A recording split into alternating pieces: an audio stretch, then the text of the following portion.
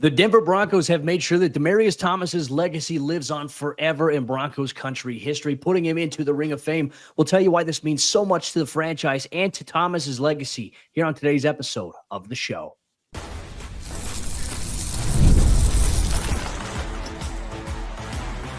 You are Locked On Broncos, your daily Denver Broncos podcast. Part of the Locked On Podcast Network, your team every day.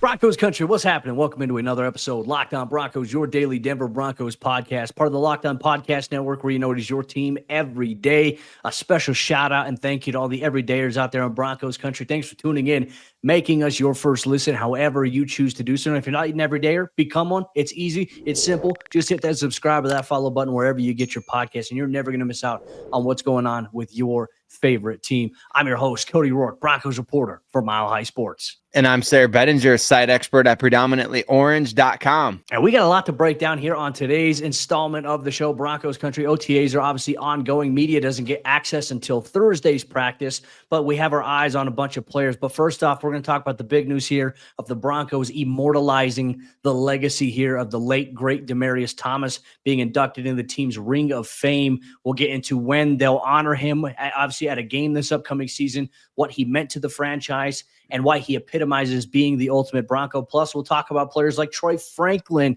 and guys like Audric, Estime, who might have the most pressure at OTAs. And we'll also dive into players like Devaughn, Vele, and Jaleel, McLaughlin as players who aren't necessarily being talked about enough as we go through the OTA period on the offensive side of the ball. All of that on today's episode of the show. Sayre, I mean, look, obviously, let's kick things off here with a bang. I think the news came at a great time. Obviously, OTAs began on Tuesday in Dove Valley.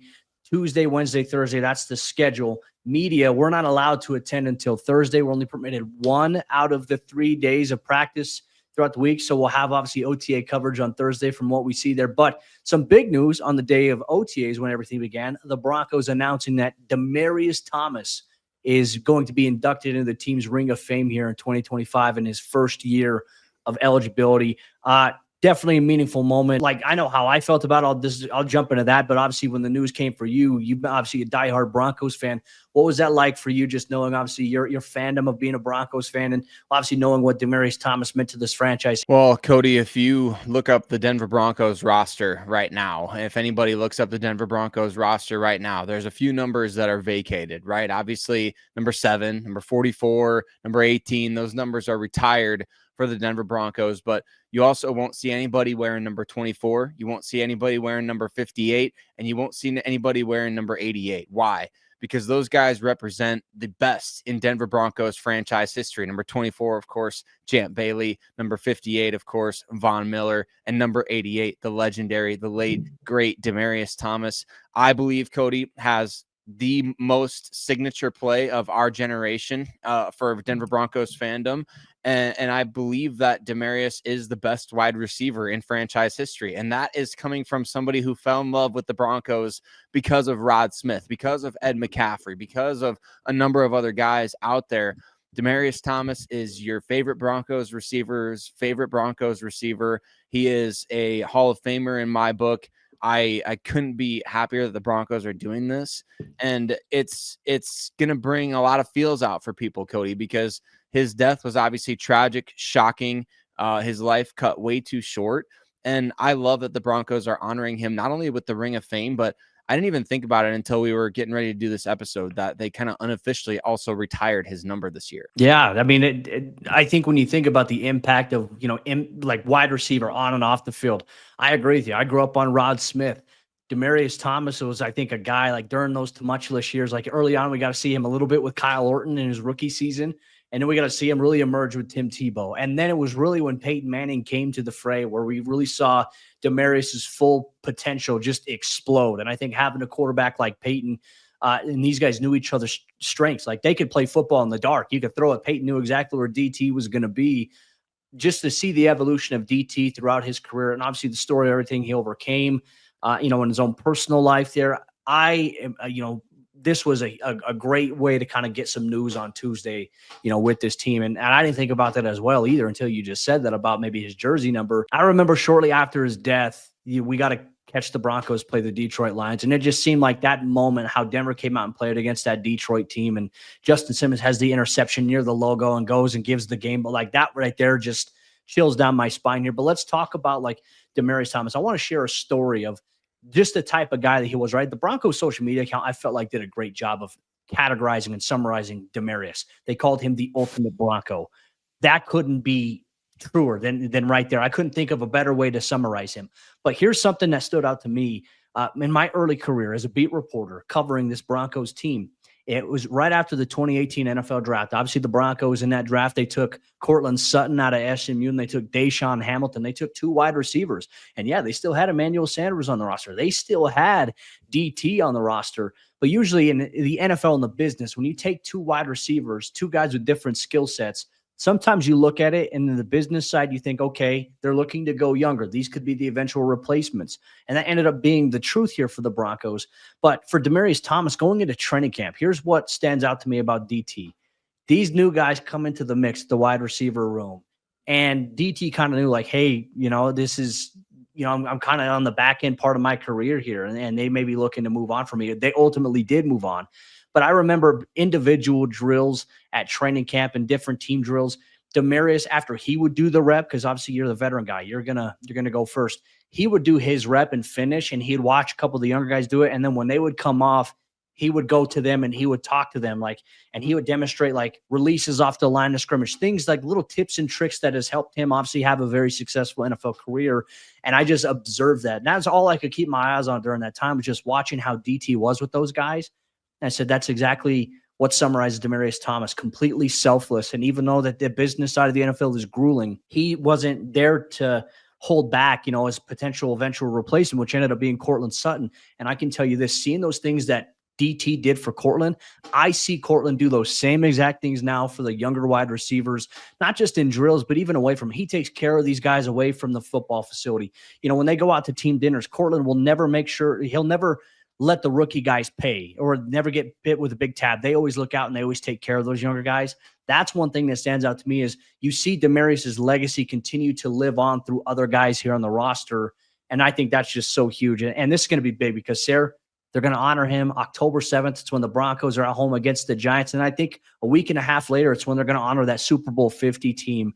So really, it's going to be a big season here for Denver. Back-to-back games, I think, against NFC East opponents, where they're going to honor not only DT, but that Super Bowl 50 team where Demaryius won, obviously, his first Super Bowl championship. Yeah, it's a perfect year to do it, right? It's the 10-year anniversary of Super Bowl 50 this year, which, I mean, the irony is that the Super Bowl 60 is going to be played at Levi's Stadium out there in Santa Clara. So, hey, Broncos, I mean, we know you're listening because you have to be, right? It's a requirement. Your everyday listeners of the show, make it happen. Get back to Santa Clara at Levi's Stadium and really honor these guys. But Cody, all kidding aside, I'm really excited for this because I just feel like it's one of those things where you hear rookies talk about this every year when they talk about kind of just their drinking through the fire hose experience of being in an NFL locker room as opposed to, playing at college level. One of the things these guys always talk about is walking through the halls at the Broncos headquarters and seeing all the,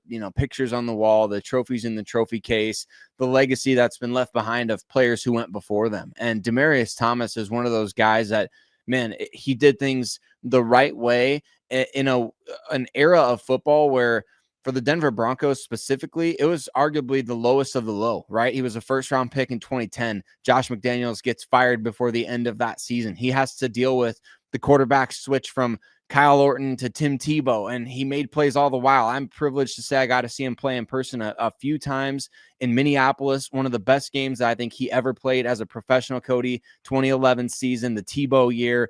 Demaryius Thomas was an absolute cheat code in that game, and he became just an elevated cheat code once Peyton Manning got into the building. Remember that first play against the Pittsburgh Steelers, the screen out to the left, and DT just takes it to the house. I mean, he provided Broncos Country with so many unbelievable memories through the years. And like I said, best receiver in franchise history. And that's all encompassing. It's what he did on the field. It's how he treated people off the field. It's the things that he did that man, on the practice field, like he could have been hyper focused on doing his own thing. And instead he poured into the next generation, knowing that, man, he's probably going to get traded. He's probably going to get, this happens to every NFL player. And as much as he is a Broncos legend, Cody, I think that just immortalizing him in this fan base, it's going to solidify his status as the greatest receiver to ever wear the orange and blue. I can't wait to see the young players on the team rocking DT jerseys through the tunnel that week that they honor him and things like that. That's going to be so much fun. So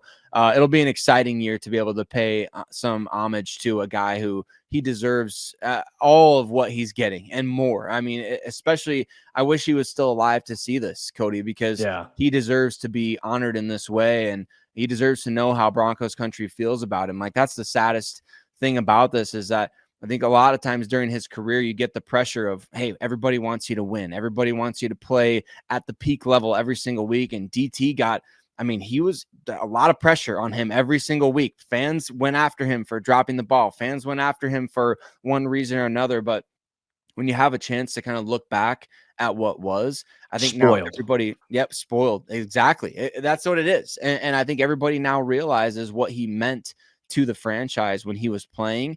And I just wish that he was able to receive that gratitude from the fan base, from the franchise, etc. And so I'm glad that the Broncos are doing this.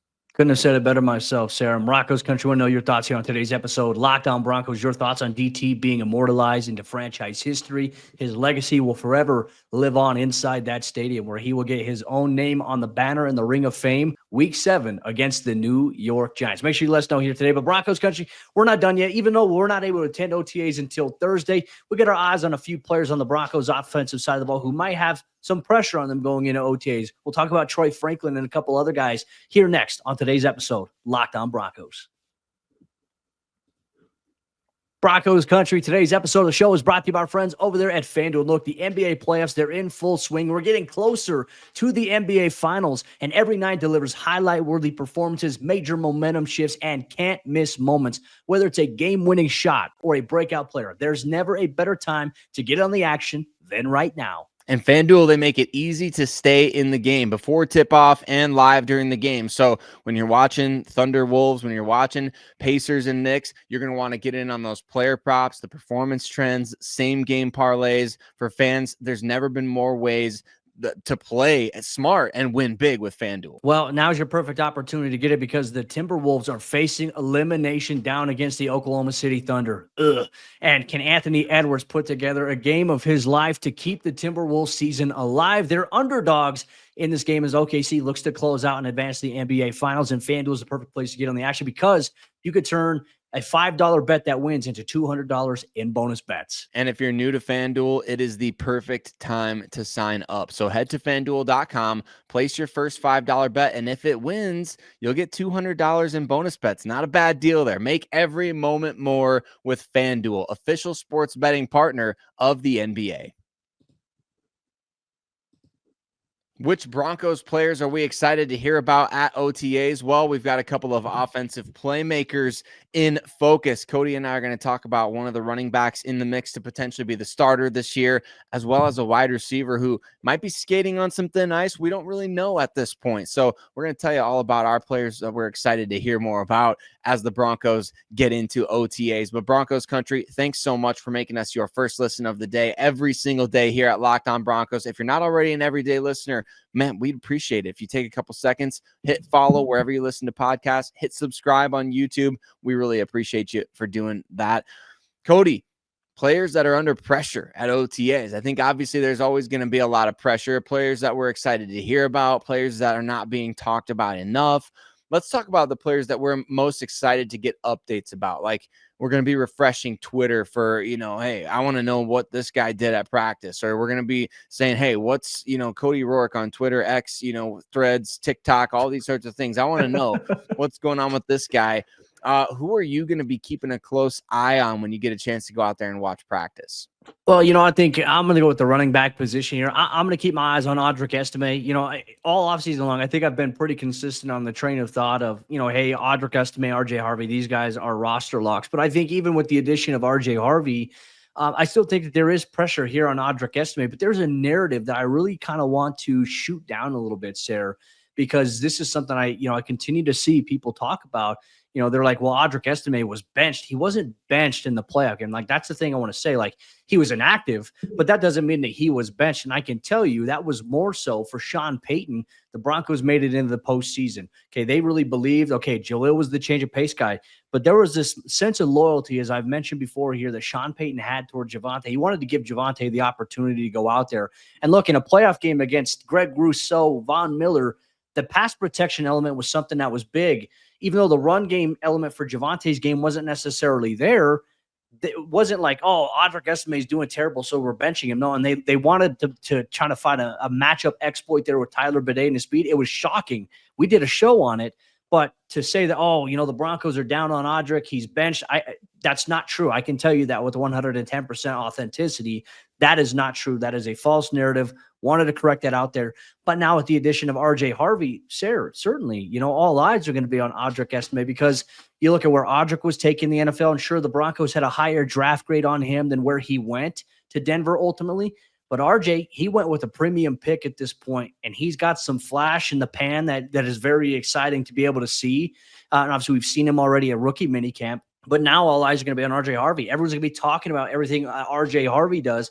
So this is a really good time, I think, for Audric Estime to just put his head down, go out there and grind, and just showcase that, hey, like, I'm going to bring a lot of big play elements to this offense. People are going to have a hard time tackling me and bringing me down. Now, we're going to be able to see that Foley in OTAs? Not really. But I think the thing we're looking at from the running back specifically, Sayre, is visions, hitting the hole. Is there any hesitation? Or are they catching passes out of the backfield? There are certain things like we're obviously not going to be able to report on in terms of like, wow, this play, this guy did this, but we can summarize things in different ways without really giving it away. So that's where I think like the downside of OTAs is in terms of reporting, is that we actually can't go into greater detail the way that we can normally like we do in training camp, because guess what? Everyone attends training camp. So our rules for us, they're more relaxed in the training camp period. That's why we wish fans could attend practice all year long, because then, hey, we could tweet everything out as much as we wanted to. Right. Yeah, I know. You wish you had that leeway there. And you know what? I think you're right, though. Audric Estime is one of those guys that we're going to be having in focus. I kind of have a feeling that we're going to see less of a, hey, we got to find a hot hand at running back, which has, I think, been the Broncos' approach the last 2 seasons, to now there's going to be a concerted effort for Estime and RJ Harvey to be the top 2 guys on the depth chart. Does that put a little extra pep in Audric's step, right? And we know that he had, close to 1,000 yards after contact in his last year at Notre Dame, over 900 for sure. Can't remember the exact number, but yards after contact, that's his specialty. And we saw that in full force against the Kansas City Chiefs. Just an epic 4-minute drill where he was grinding down that defense with tough yardage. And we wanted to see more of that over the course of the season. So hopefully we will this year. And I think we will. I think, like I said, it's going to be less about, hey, let's find a hot hand at the running back position and let's get these guys. These guys are going to lead the team in touches. We're going to figure out what packages to put them in. And speaking of something like that, that's why I have Troy Franklin as my guy that I want to know everything. I want to know everything about what he's doing this offseason. I'm not saying, hey, we're going to track drops or things like that, but I want to know about his involvement. I want to know if he's looking good. I want to know if he's got a different level of confidence. He's rocking that number 11 out there. I think he's under a lot of pressure right now because you add Pat Bryant in the 3rd round. Folks are sleeping on other players at receiver for Denver, maybe. Devaughn Vele, we'll talk more about him later. But I feel like Troy is in a sort of limbo right now of, is he going to be in the top 3 at the position, rotation wise? And can he force his way onto the field more than we saw last year? Can he force his way to more targets?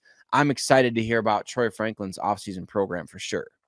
And I'm curious as well to see maybe what the role is, because as you mentioned, like kind of like with the running back, the hot hand approach, I don't know if you can get away with doing it at wide receiver. Like obviously Cortland's going to be your number 1 guy, but how do you maximize if Denver keeps 5 or 6 guys at wide receiver this year? How do you maximize what each of these guys do best, because you can't give out, for example, Cortland will play probably 90-something% of the snaps on a per game basis for the Broncos offense.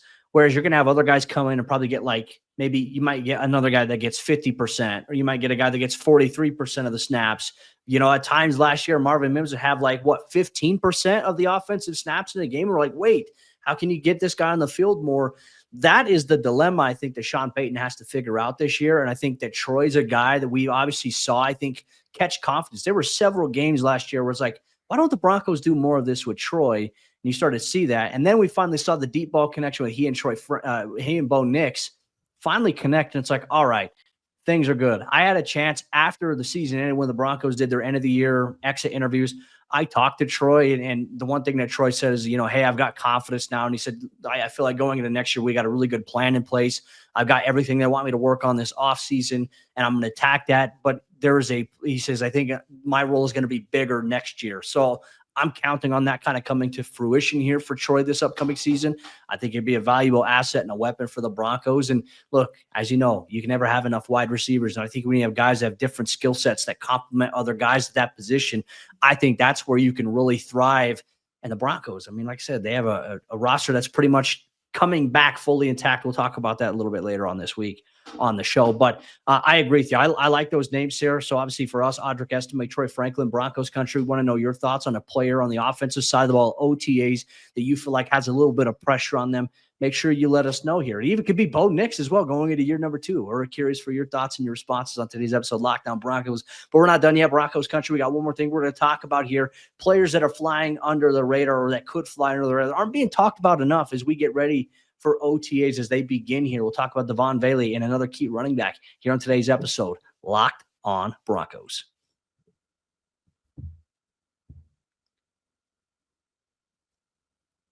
Which players are flying under the radar and are not being talked about enough as OTAs begins ahead of the 2025 NFL season? Broncos Country, thank you so much for tuning in, making us your first listen. We appreciate you so much for making the show exactly what it is every single day. You drive the show. You're a big reason why this is the best Broncos podcast in the entire world. So we're very grateful for every single one of you.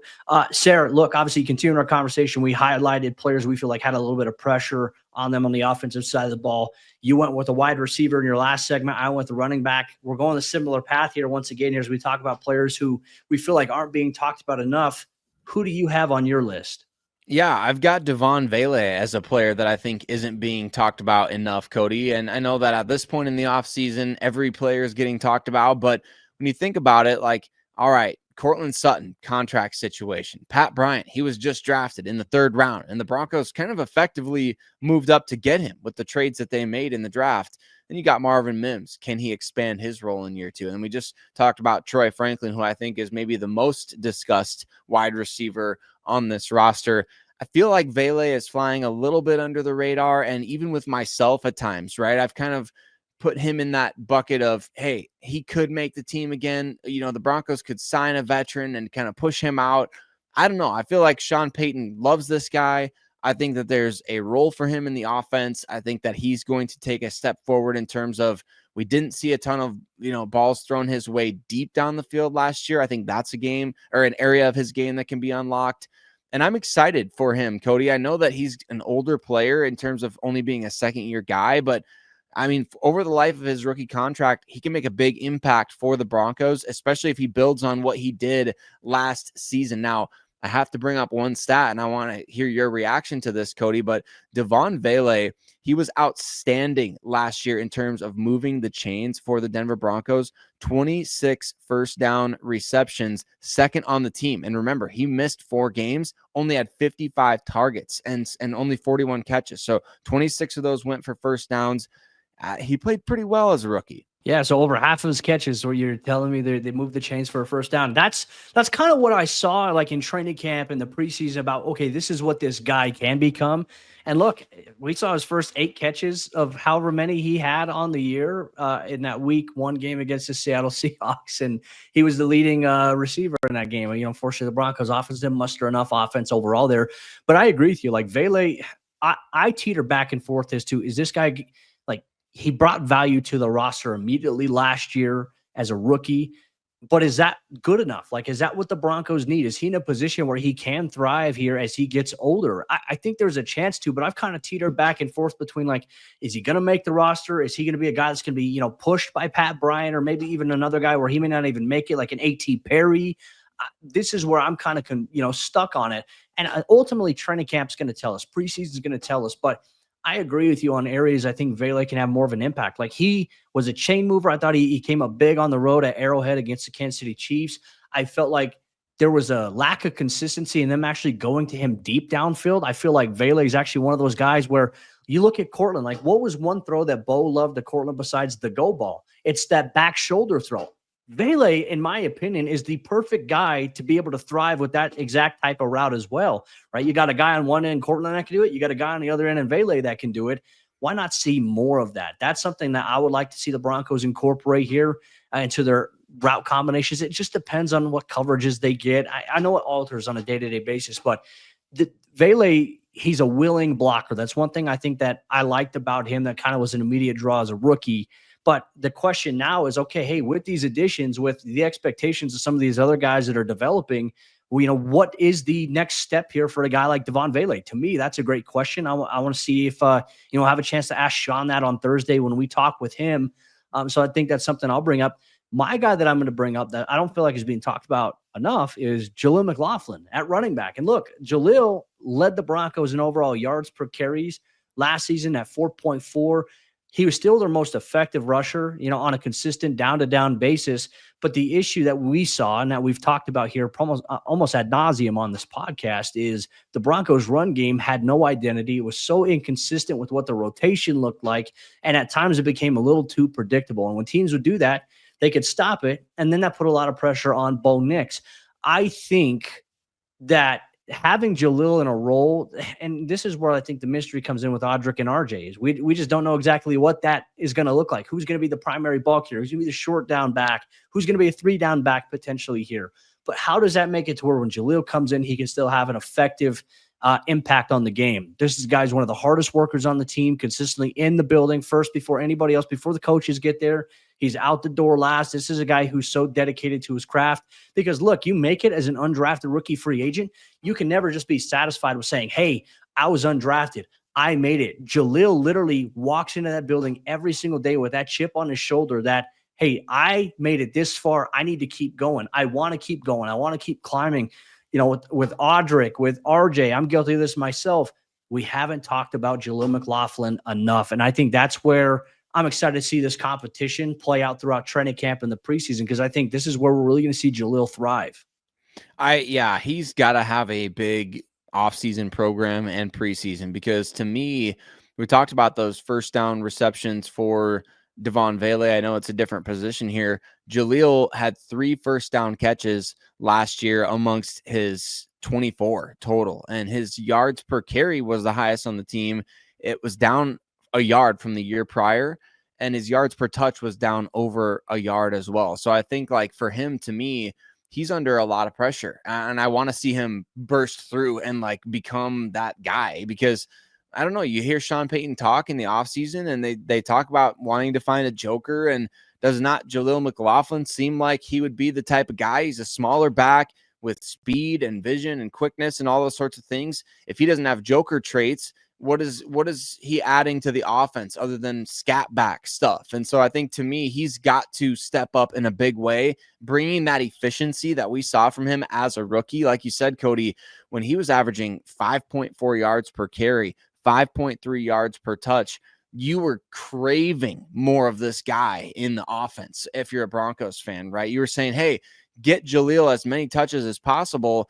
The Broncos gave him extra snaps last year. They gave him only 30 additional touches, and he didn't do much with it. So that's where I'm like, okay, the rubber's meeting the road here. We're at the fork in the highway, right? You've got to find your lane. Are you going to be an asset to this team, or are the Broncos going to try to find every way to keep Blake Watson? Are they going to try to find every way to keep Tyler Bede? Jaleel is one of those guys, very much for me, under the microscope right now. I'm curious to see where, obviously between those other two guys you mentioned with Watson and Bede, how much that competition really kind of carries over. Is it going to be a tough decision? I hope that's what the Broncos are internally thinking, is that we want this, for that third running back spot, we want this to be one of the toughest decisions that we have to make here. And that would be a good thing. I will say, like, one of the areas I think Jaleel improved on, obviously, as a rookie to obviously last year, pass protection was definitely something that I think the Broncos, recognize, like, hey, like, we can't be predictable when Jaleel's out there. So he is going to have to pass pro. Jaleel took on the challenge himself of saying, hey, I'm going to refine my technique. He was, honestly, I'd say outside of Javonte, was one of the better pass protecting guys. But the issue with that is just the being undersized. And is that sustainable? I mean, everyone had those same questions for Sean at rookie minicamp for RJ Harvin. He says, look, ideally, we understand that.